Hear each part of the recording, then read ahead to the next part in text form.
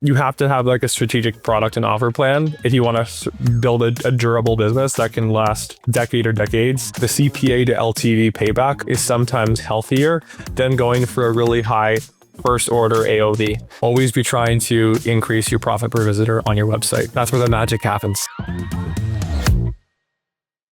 Dylan, how are you doing this morning, man? Doing well. Excited to chat about offers. Awesome. Same here. Today, we're going to approach it from a slightly different perspective and chat through the discount side of things, how brands can think about framing their offer, how brands can think about pricing strategy. Before we jump into that, Dylan, on your side, super quick intro. Who are you? What do you do at Aplo? Yeah, so I'm one of the founding partners at Aplo. I oversee strategy on our team. I work with a lot of very talented email SMS specialists, account directors, designers, copywriters, and trying to make sure that all the strategy that we're deploying is in line with the business objectives you're trying to drive. So stoked to chat about offers. Obviously, it's one of the highest leverage things that you can actually adjust and play with when working on trying to improve your D2C performance. So yeah, Jacob, let's dive in. Awesome. So on the discount strategy side, I think one thing that's really, really important to say before we even jump into offer strategy or discount strategy, however you want to call it, is unit economics. I think it's crucial that brands have a clear understanding of what their unit economics are and what the realities of their business are, because that'll ultimately dictate how much they can discount, what they can discount, what the optimal offer is. So maybe Dylan, just for context from the conversations that you have with our brands and others, how should brands at least approach setting an initial kind of offer strategy from the lens of unit economics, gross margins, contribution margin targets, and ultimately broader profit goals for the organization? Yeah, so there's kind of two buckets, and it's not like black and white, it's a gradient, but essentially there's two schools of thought when trying to improve offer. There is one where you generally try to go for higher AOV, and there's one where you generally try to go for higher CVR. And there's some unique situations where you might go for one over the other. The most common one is if you're a business that's very reliant on the first order contribution margin, which is basically your profit after variable costs and ad spend, you'll often see brands going the route of being more focused on driving first order AOV up. And the reason why is because if you're trying to get more profit on that front end side, you can either improve the conversion rate or boost AOV, but oftentimes it's easier to boost AOV than it is to improve conversion rate on site, depending on what you're selling. And ideally AOV goes up more than conversion rate goes down, because generally the higher the AOV, the lower the conversion rate. And that can help you capture more profit on the front end. This is most commonly accomplished via bundling, buy more, save more. So as you can imagine, there are just some products where that can make sense and some where it doesn't really make sense. On the flip side of the coin, you have increasing CVR.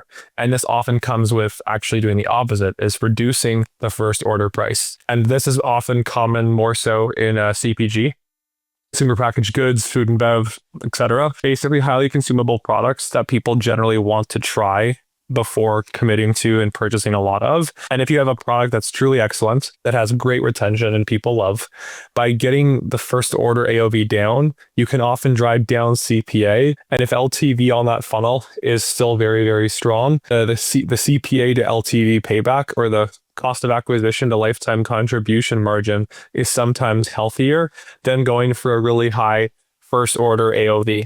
So when we think about offers, we often think about, does this product or this set of products lend itself to being a product where the goal should be to get people to buy more on first order, or less to get more people in the door into the ecosystem to ideally retain them? And it really comes down to what you're selling. There are, of course, some edge cases. So I'll give you an example, like $100 threshold. That's often like a key number. Like, there might be a world where by selling a first order profit focused brand, where if you're selling something for $104, you might just get better performance selling it for $97, $98, $99. So like, that's not a bundling strategy. It's how you price your product. And there are just like some key basic borderline common sense pricing strategies that should probably be deployed depending on which price range your products live within. But oftentimes we're either trying to drive more conversions to get more people into the funnel, generally high LTV, or how do we boost AOV while not seeing profit per visitor go down? Some people would call this like not seeing conversion rate go down more. And some people would call that profit per visitor optimization. So those are normally the conversations we have around offer. I think a good place to go to next is chatting through the specific different kind of mechanisms for discounting products. Through out BOGO, I think you threw out buy more, save more. Let's go through kind of one by one, and we can think about when it makes sense to utilize a certain discount strategy versus when maybe it's better to opt for a different one or not discount at all. So the first one is the flat rate kind of discounting. This can be a dollar value. This can be a percentage value. These are done through coupons. It's common like a 10 or 15% off welcome coupon. How should brands think about those types of discounts, Dylan, where it's just a flat discount applies on every product?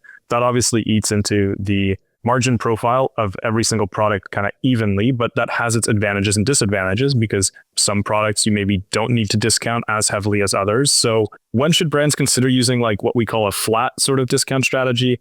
And when should brands maybe opt to avoid that kind of strategy? Yeah, so I think that like the flat discount strategy is probably like one of the most overused discount opt-in types that you can run. The downside to it is it's very bad from a what I'm going to call like cash flow optimization standpoint, and is borderline also bad when it comes to the P&L side of what you want to do. So I'll give you an example. Let's say you have like a 20% off welcome offer. Well, that's a pretty aggressive welcome offer. And if everyone's going to use that, or a high percentage of people are going to use that, that's going to seriously eat into your variable margin on first order. So you're going to have to make sure that you get an incremental return on ad spend that is worth it for giving up that heavy first order discount. So more commonly, we suggest going the path of doing an up to, where you take up to X% off, and then you can merchandise the offer in a way where you're making sure that the stuff that's heavily discounted is the stuff that's probably been sitting on in your warehouse for way too long. You're super long on inventory, and it's just it's like an unproductive asset on your balance sheet. You want to get that thing off and gone, so you can then focus on the products that have the highest leverage, highest sell-through, highest critical importance to your ad account, email program, whatever. So we're a fan of deploying that strategy to give you more control. Oftentimes you may even have higher opt-in rates, but you have to obviously make sure that you have the product that you can sell. And then the side benefit to that too is if it's an up to sale, you live in a world where there are certain products that you actually can sell on full price, which are often the products that are the most popular anyways. So it gives you more flexibility over optimizing your margins and sell through by SKU. When we see brands do the straight discounting, it can be a good option. Ultimately, if you have nothing to give in return for email or SMS contact, your opt-in rate is probably going to be quite poor. So like that's why brands do it. And the upside of it is that oftentimes the value of an email is worth more on average than the margin loss giving that discount away. And there's also often a conversion rate improvement too. There's multiple reasons for why it's like a financially rational decision for many pop-up offers, not all. But let's say you're selling like you have no LTV, a very like slim catalog, and you just want to have an incentive for getting people on the email list. This is common. Let's say I'm like selling like a $1,000 piece of machinery that is a relatively long decision or sales cycle, and I just need people on the email list. Well, in those situations, a straight dollar value off or a straight percentage off is key, because you got to give something really. You don't have to, but you generally will want to get people on the email list via the pop-up. And the margin hit is actually worth it, because that way you have the email or SMS contact where you can nurture people through this expensive luxury sales funnel, so to speak, which is not as common for, say, a brand that's selling a product for like 30, 40, 50 bucks. Again, there's exceptions, but we try to avoid straight discounting on first order when we're trying to understand like the maximum acquisition cost to LTV payback. There are still some stores where it makes sense and it's just like the best offer based off of what they're selling. Yeah, I'm a fan of up-tos. I'm also a fan of buy more, save mores. And I'm generally cautious when it comes to straight site-wide discounting. I really don't like it. Yeah, and you probably have a cap as to how high you can even discount, like 20 to 25%. I rarely see higher. And I think that's probably true for you. Like, I don't think really anything that's like a straight discount or a flat discount over 25% makes any sense. Even 20 is a lot. I think 15 and 10 are common on those opt-in offers. One thing I'll say before we move on though, for the high price point product categories, I actually think that there's a a unique opportunity there for brands to reposition how an otherwise like modest discount can be framed as a pretty big one. For example, using the $1,000 price point, as you mentioned earlier, if you're offering 10% off 100, for example, 10% off 100 is $10 or 10% off. If you're offering 10% off of 1,000, well, all of a sudden $100 off sounds actually a lot bigger than 10% off, but they're actually the same. So I think brands do have an opportunity to kind of play with flat rate discounting and the like story and messaging around it, and frame it as maybe a better offer than it really is. So I think that's just like one thing that I would add. And then going back to your previous point around cash flow optimization, I think there's also a really big inventory considerations in all of this, which is which inventory are you moving at kind of what velocities? Sometimes if you're sitting on a relatively small batch of maybe new arrivals that you're currently testing, maybe those products are not the ones that deserve to be discounted at 20 or 25 or 30%, but there's a lot of inventory that you're long on that's maybe from last season that you really don't want to sit on and reorder again. So you're happy to discount that at 30% or 35%. So that's where those up to offers really become useful. And up to is kind of the next sort of segue. So maybe Dylan, like, how does an up to offer look inside of a clothing and apparel brand versus in a CPG brand versus in like, you know, the health and wellness? Like, how should different kind of brands and different like product categories, so to speak, and catalog sizes for that matter, think about up to strategies in their business? Yeah, so for clothing and apparel, it's usually more so from a merchandising standpoint to maximize cash flow. A high SKU count stores, often clothing and apparel, is sometimes where like cash flow goes to die because it's so easy to get overstocked on like a ton of different products. And it's almost like death by 1,000 cuts where you might have so many SKUs and there's just so many things you're having a hard time moving. So having an actual clearance function in terms of how you discount and price your product, I think is like integral and borderline one of the most important strategies to deploy for like brands in that category. Whereas with CPG, it's more of a way to further incentivize people from taking a specific action. Oftentimes in CPG, it's like if you buy 1 unit, it's full price. If you buy 2, it's this price, like maybe 5% off. 2, it's 10% off. 3, it's 20% off. And then if you add on subscribe and save, it's 30% off. And then maybe the offer is like up to 30% off or something like that, hypothetical numbers. You're basically trying to incentivize people to buy the most amount with the subscription or just the subscription in general.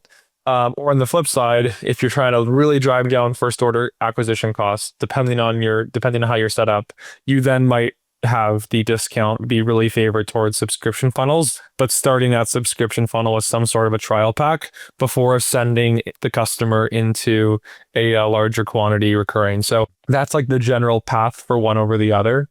I think that there are obviously like other categories out there where buy more, save more can make sense. But I think it's important to also not like try to shove a square peg into a round hole. Like there's just some stores or some products where like those two options just don't make sense. But I think that as you think about like your product development and like categorical development, one of the things you have to think about is like, at least on the acquisition side, if you're not a recurring product or a replenishable product, it's like my ad costs are probably going to keep going up. So I either need to get conversion rates up every year or I need to get AOV up every year more than my conversion rate goes down.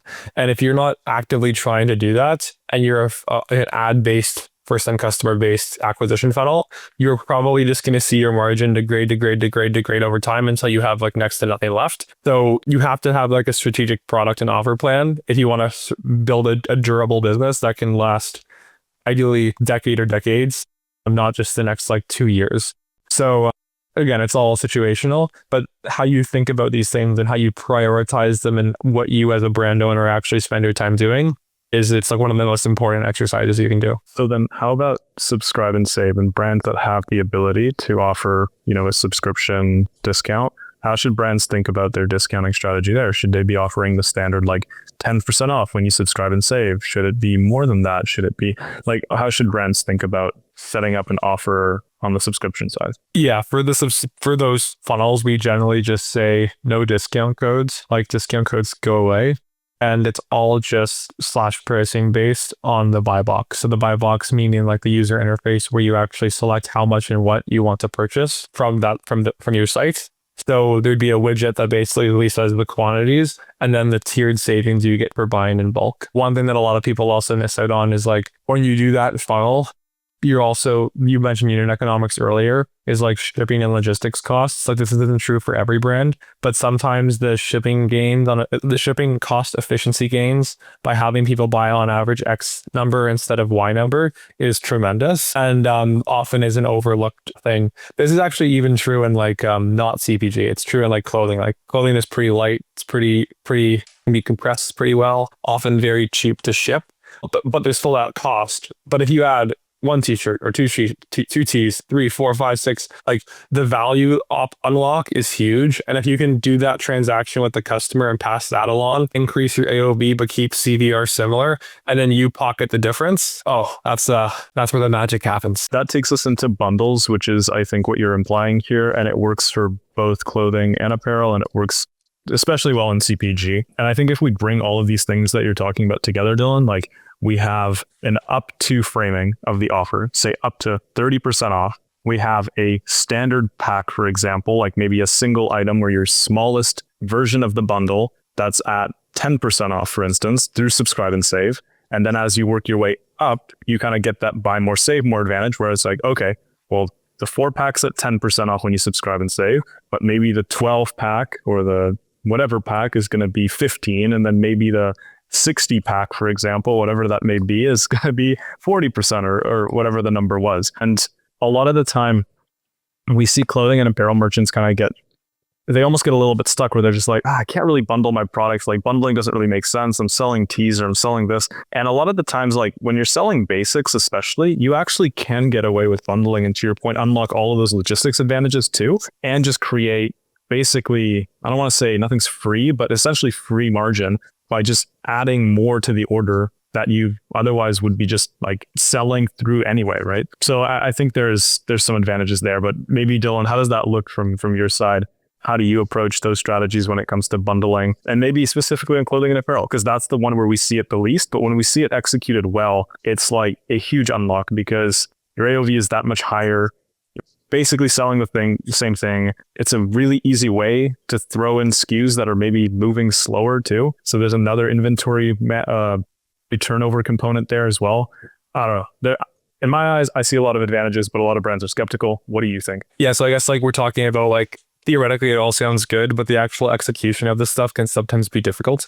So for CPG, often like you might use like the buy box builder that is natively through your subscription app. So it's actually built to do these sorts of things. The problem is that a lot of those default buy box builders, they're built for buying more of the same. The issue with a lot of brands or product categories is like with clothing and apparel, maybe I'm down to buy like 3 black tees or 3 white tees or like that's cool. But if let's say you're selling like prints, or maybe you're selling a category, you're so like, I don't even know, maybe let's stick with clothing and apparel to keep it easy for me to frame this. But like I want to buy a hat, a pair of shoes, and a shirt. I don't know. And then that in those situations, you can't just do it all in the PDP. There has to be how does it navigate through the site. And where a lot of brands start with, because it's easier, is like, let's say the offer is like buy 2, get 1 free. Relatively easy to pass that on to the customer. You can build it so that it can apply in checkout, and it's pretty straightforward. You just have like the cheapest item of those 3. You would convey that would be the item that is free, and it happens in checkout. Where it gets difficult is like, what if the offer is like buy 1, pay full price, buy 2, get 5% off, buy 3, buy 4, buy 5, buy 6. You have to then have like a progress system for how that works. And then how that also gets deployed across the various product categories, because different product categories may have different margin profiles. So that gets into like bundle or box builders. And I don't think there is like a truly one size fits all perfect solution. A lot of the solutions we've seen work well for brands have had some amount of custom work done to the site. So it's not as plug and play as the buy box builders that traditionally CPGs will often use. So a lot of people dip their toes into like value-based offers by kind of just starting with like a very straightforward offer, like this is the target threshold you hit, and then you get something on the other side. But really you want to create like a step ladder where you're kind of offering more and trying to get people to go even higher. And the deployment on site is hard. I wish there was like a magical app that could just do it perfectly for everyone, but it'll probably come out soon. So then how do you think about free shipping thresholds, gift with purchase? That kind of acts as a bit of a step ladder in a sense where you hit your first threshold. Okay, cool. You've unlocked free shipping. spend X, get this item for free. You kind of alluded to that before, but like, what's your thought in general on the gift with purchase type of offers, or like the spend X and get, unlock free shipping or something else? Yeah, I think that like both of those things can be explored and can move the needle. But I think like the highest leverage one is when you give people autonomy to buy what they want and incentivize them to buy more of what they want. But like free shipping thresholds can certainly increase AOV. Same with gift with purchase. But people like to know what they're going to get and they want to buy specifically what they want to buy. Those like I'm gonna put all of those two things like.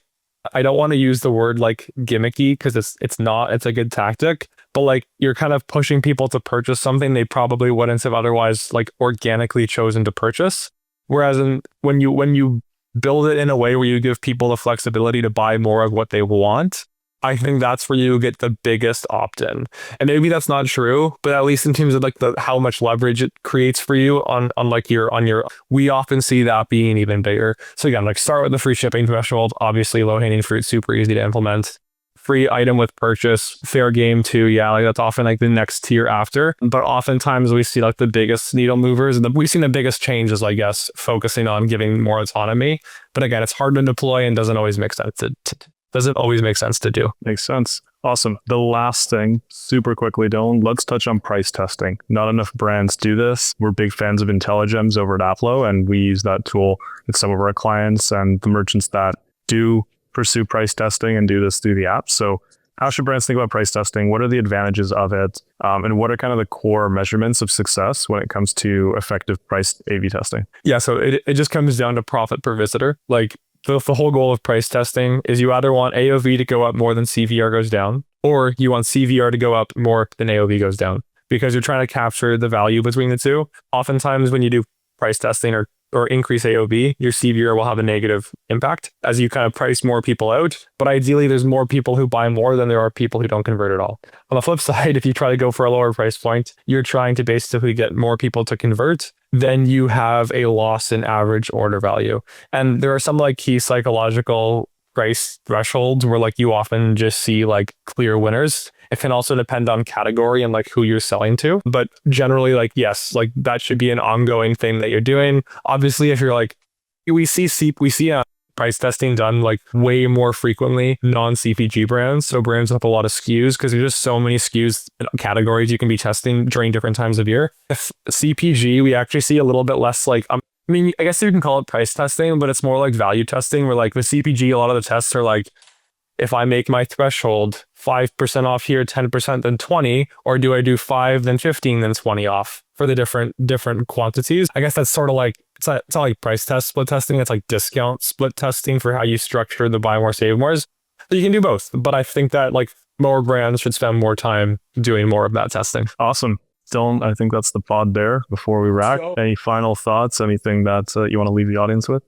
Always be trying to increase your profit per visitor on your website. It's often either on like the offer strategy side or the new product side. I think that's often going to be one of the highest leverage things that like a brand founder can focus on. Awesome. All right, man. That's a wrap. Thanks, Dylan. Thanks, Jacob.